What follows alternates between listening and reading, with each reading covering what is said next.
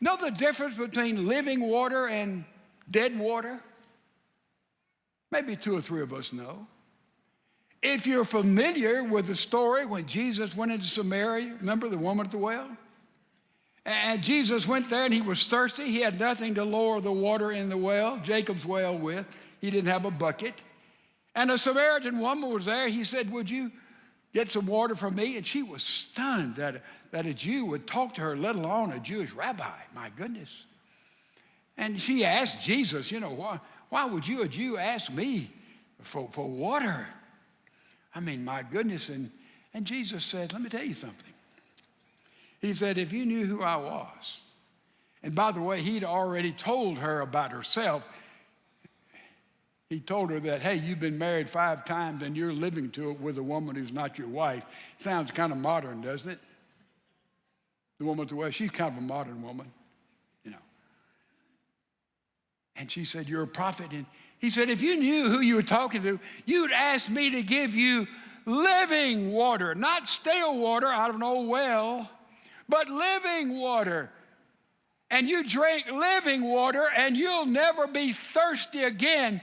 You won't have all of these passions. You won't be so corrupt. You won't live the life of an adulterer. If you drink living water, it's clean. It'll change your life. Living water Jesus offers that keeps us clean. By the way, what do you think is the cleanest water on earth?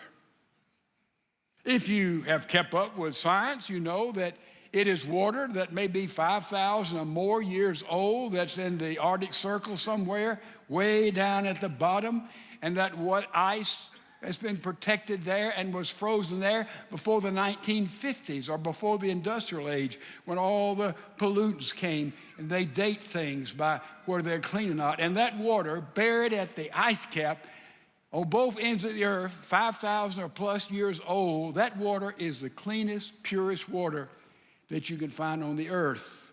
Everybody thought until recently. Now that ice is dead water, right? It's not moving, okay? That dead water was the cleanest water. But they have found in recent days in Ontario, Canada, in a little village, living water, moving water, that's 5 times purer than that water that's been frozen there for thousands of years. And is moving. Well, how does that happen? And they studied it ever so carefully and said, when it rains on the mountain and the water comes rushing down, it goes through these porous rocks.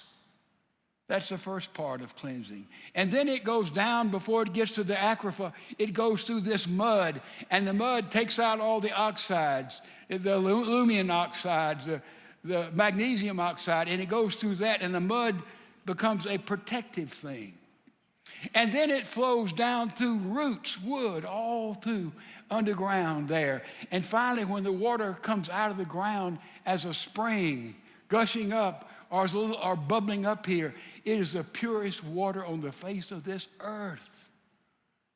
5 times purer than the dead water that's been frozen down in the bottom of those ice caps for thousands of years.